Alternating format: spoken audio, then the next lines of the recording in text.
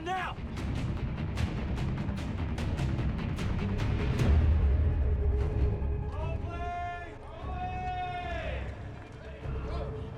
We are at the Packard plant in Detroit. We were here in 2010 on Transformers 3, where we played it as abandoned Chicago. We returned here because we needed a big, vast area with a collection of buildings to recreate an area of Chicago that was destroyed in the story of Transformers 3. 3, 2, 1, action! There isn't any place quite like Detroit for urban archaeology. So for Michael, who's an organic filmmaker, he's inspired by what we put around him. We had talked in the writer's room a lot about what would these places that had been the location of a giant robot battle look like, because we've just shown the robot fights. We've never shown the aftermath. We've never shown what the results have been for humanity.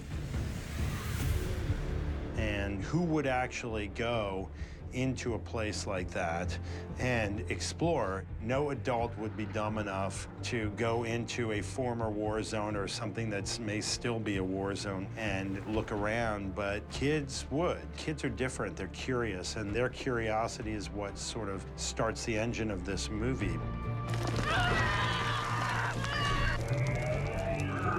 One of the great locations was the Packard plant in Detroit. It's this incredibly photogenic, abandoned factory, really atmospheric set to be working in. I don't know how much dressing they did of that, but it just feels like it's pretty much, it is what it is. The Packard plant is gorgeous alone, but what we ended up needing to do is bring it back slightly to a state that it would read as Chicago. So what we were trying to do is achieve a look where nobody knew what we brought in and what we didn't. I've got 10 blocks at the Packard plant that I was able to add L trains to, running through it, as well as destruction of a huge amount of city. We brought those trains from Chicago because they're only for the Chicago L tracks, so you can't transport them by track. Construction built the L tracks, and we added signage, and I worked with the CTA for several months to be able to use their trains, and we had to crane them in because they're about 60,000 pounds, and then we had to make them stand upright and look like they had fallen off the tracks, so we built structures to support the trains, and we built several facades on the buildings. We built burnt facades. It should look like it's been abandoned for some time. This is a place where you felt like time had run out. It's basically the spaceship that we climb up on, and then we fall, and then this is a gun, basically, and Isabella's like at the top of that train, and then she comes down and does some cool saves stuff. us. 3, 2, 1, falling!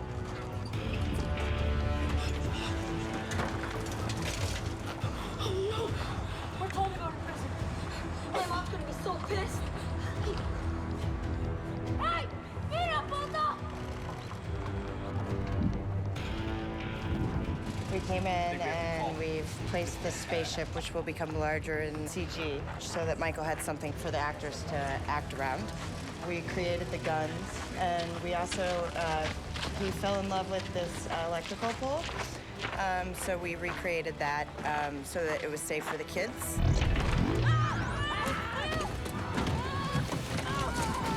What the heck was that? I thought it was dead, but it's not dead. Oh, Debbie!